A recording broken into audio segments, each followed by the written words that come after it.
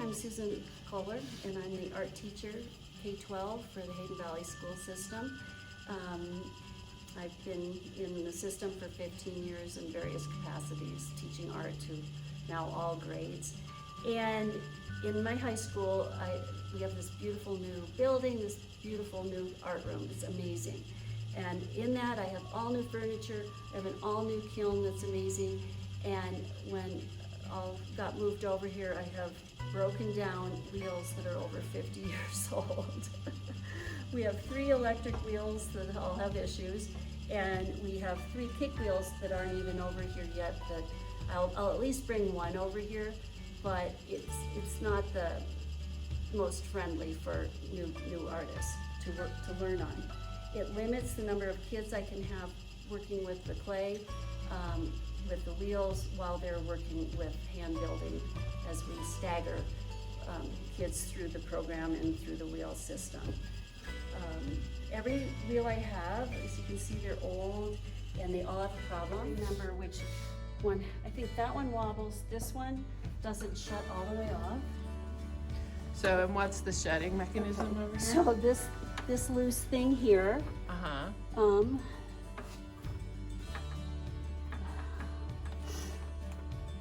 it's not even wanting to turn on anymore. So if they came with the art room, you said you've been here 16 years, what's your projection on how old they are? Between 40 and 50 years old. Yeah, okay. And then if you had to guess, how many kids have probably come through and used these? Well, like average 20 a year for 50 years. Yeah, so we're looking at 1,000 uses. These guys have really been workhorses. They've done a good job. Oh yeah, there's a reason they're in this condition. They have been highly utilized. One of them wobbles and one won't shut off. That must be the one that won't shut off. Okay. And this one, when you get the clay on here, okay, you can hear it pulsing. It's off, and so you're never going to get your clay completely centered, which is hard enough, which is the process of getting the clay in an even symmetrical lump that then you apply the pressure to. So do the students really feel frustrated because the equipment's not working and they can't produce something the way they want it? Yeah, I have to come in on this one and counteract it, but it's hard enough to get it centered without having to deal with that. So it takes a heck of a lot of skill to work with this one. Yeah, if you feel it, you feel it going up and down. Oh yeah. Yeah. It's like a wobbly tire. It's like a wobbly tire on a car. That if this was on a car, you'd have to get it fixed because you'd be rolling down the highway. When you're trying with all your might to make it work, and you never are going to be able to. I mean, I barely. One of the biggest things they have to learn with this is patience, perseverance, and process. They want to just put it down there and push on it, and it's going to look like a bowl. And they're all excited, but it is not constructed in a way that is sustainable, that is adaptable to other forms. And I suction it on there in the middle. Oh, this is another thing. I don't know if you can see, but there's grooves in here. There's concentric rings. They're gone. Oh, they're supposed to be there. And Yeah, they've been worn off over all those years. It's like a tree. You can count the rings. This one, if you can't count the rings, it's age. So that's one of the reasons you know they are so I think old. I'm in the middle, but I can't see the rings anymore. And which quirk does this one have? This one has that it doesn't want to hold its speed anymore. The pedal slowly just comes back. So It's stopping without you. You start out at a higher speed, and this is where it has its problems. You use cool water as your lubricant between your hands and the piece. And then you have to center it as the first step, which means you get it to spin symmetrically, not just the exterior of the clay, but through the core of the clay. Now, that looks kind of easy. It's not. And the kids are like, oh my God.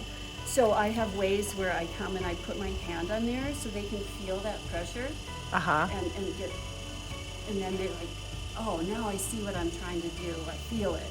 So it's a whole body experiential piece that they're not getting in other classes. Oh gosh, no.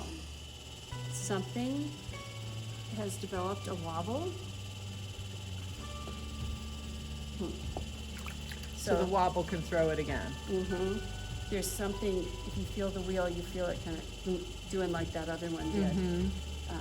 The It's tired. uneven tire thing. It's old and tired. Now, And you were talking about the historical of this. How old are potter's wheels? oh my gosh. They see evidence of them in ancient Egypt, and we see them in the Greek society also. And they had elaborate ways they kick and levers and things. So our kids have it easy with an electric wheel. Oh yeah. I can see it wobbling. I can see it being uneven, yeah.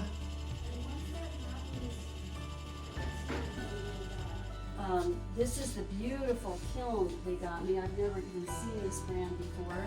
It's got some cool features. It has a spring-loaded top, so as I'm getting less strong, it helps me.